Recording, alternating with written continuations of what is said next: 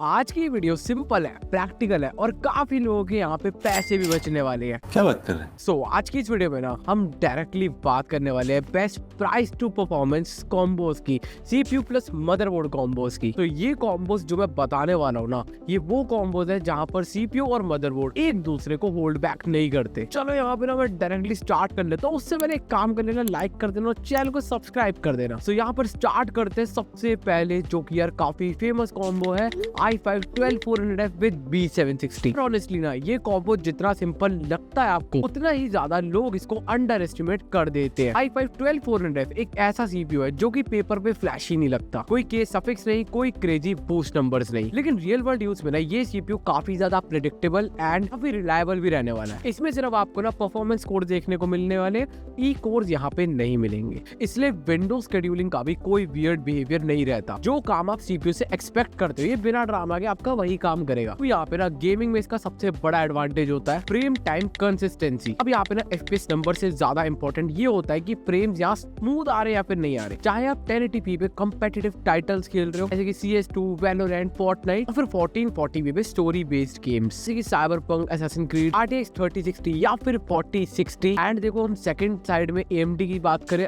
RX 7600 जैसे GPUs के साथ ये CPU बॉटलनेक नहीं करने वाला है। CPU यूटिलाइजेशन स्टेबल रहता है, क्लस्टर्स कम होते हैं, ओवरऑल एक्सपीरियंस स्मूथ फील होता है, क्योंकि देखो यार डेली गेमिंग में ना काफी डिफरेंस क्रिएट कर देता है। अब यहाँ पे ना सबसे ज्यादा कॉमन गलती ये है मदरबोर्ड चॉइस की। काफी लोग यहाँ पे ये सोचते हैं कि मिड रेंज CPU है तो ना बेसिक मदरबोर्ड जैसे कि H610 के साथ पेयर कर लेते हैं। देखो यहाँ पे बूट तो हो जाएगा, सिस्टम भी चल जाएगा, बट लेकिन देखो ना लॉन्ग टर्म में यहाँ पे लिमिटेशंस आने लग जाती है। मेमोरी स्पीड यहाँ पे लॉक हो जाती है, DRM डिजाइन बेसिक होता है, और जैसे ही आप CPU को थोड़ा ज्यादा लोड देते हो या फिर आप देखो फ्यूचर में अपग्रेड करने की भी सोचते हो, तो इसका रिजल्ट यहाँ पे डिसअपॉइंटमेंट मिलेगी आपको। क्योंकि देखो ना आपका बोर्ड जो है वो पीछे रह गया है, देखो थर्मल हेडरूम कम होता है एंड उसके साथ पावर डिलीवरी कंसिस्टेंट भी नहीं रहती। अब यहाँ पे देखो सेकंड साइड में ना B760M मदरबोर्ड यहाँ पे पूरा एक्सपीरियंस चेंज कर देता है। बेटर VRM डिजाइन का मतलब ये होता है कि CPU सस्टेन्ड गेमिंग वर्कलोड्स के टाइम पे भी काफी स्टेबल रहता है, स्पेशली CPU बाउंड सिनेरियोज में बायो सपोर्ट भी ज्यादा मैच्योर होता है। इस कॉम्बो का एक और बड़ा पॉइंट है फ्लेक्सिबिलिटी। देखो यहाँ पे आज अगर आप 12400F चला रहे हो एंड कल को आप अगर थोड़ा सा अपग्रेड करना चाहो सेम प्लेटफॉर्म में, मतलब आपका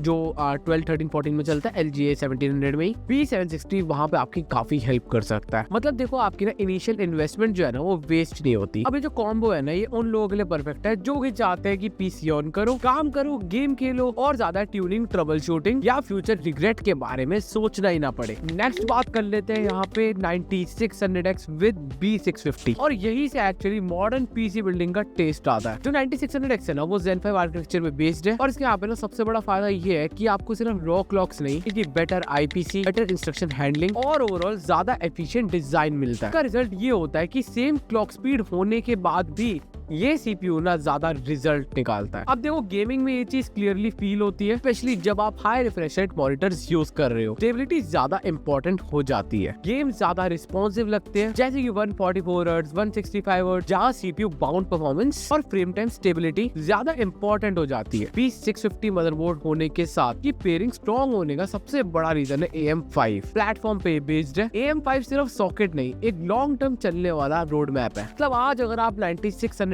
ले रहे हो, यहाँ पर आपके ना अपग्रेडेबिलिटी ऑप्शंस काफी खुल जाते हैं।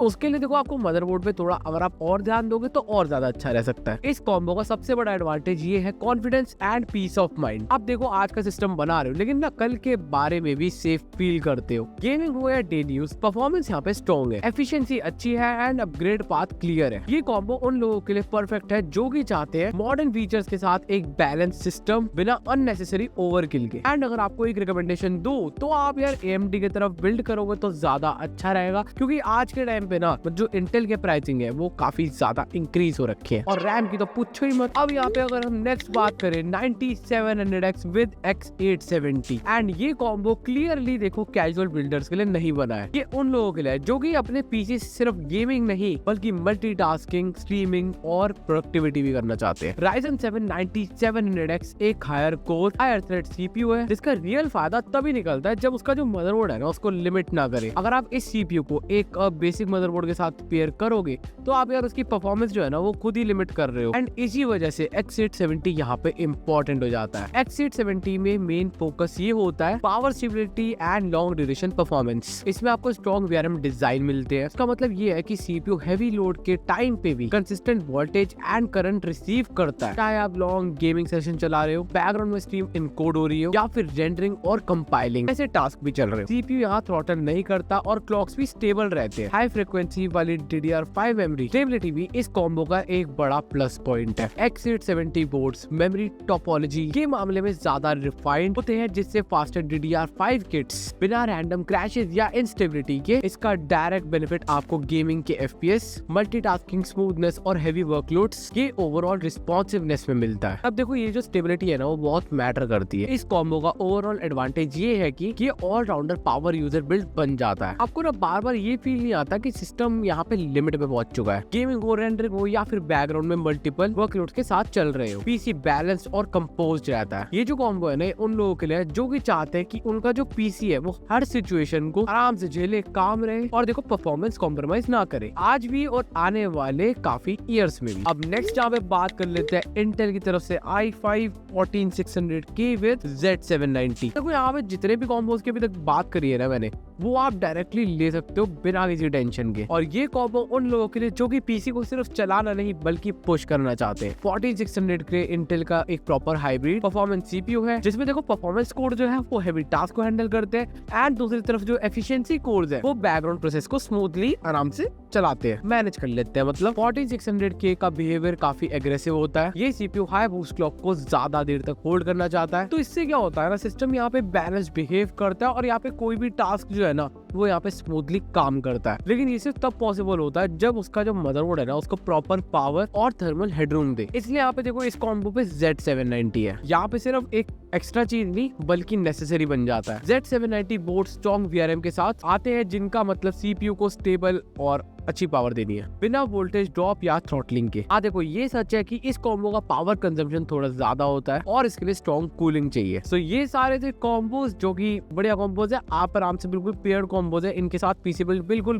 बेफिक्र होकर कर सकते हो बिना टेंशन के। बट लेकिन देखो यहाँ पे मैं रिकमेंड ये करूंगा, जो इंटेल प्रोसेसर्स है ना उनके प्राइसिंग काफी ज्यादा पीक पे मतलब अच्छा खासा हाई चल रहे हैं, उस चीज को थोड़ा अगर कर सकते हो तो अवॉइड भी कर सकते हो, कोई दिक्कत नहीं है। बाकी AMD के साथ आप बिल्ड कर सकते हो, कोई इशू नहीं है उसमें। बाकी अगर आपको कोई पीसी बिल्ड्स वगैरह कराना तो famersbuild.in को भी चेकआउट कर सकते हो। सो अगर आपको वीडियो पसंद आई हो तो लाइक कर देना और चैनल को सब्सक्राइब कर देना ऐसे और बड़े बड़े कंटेंट देखने के लिए।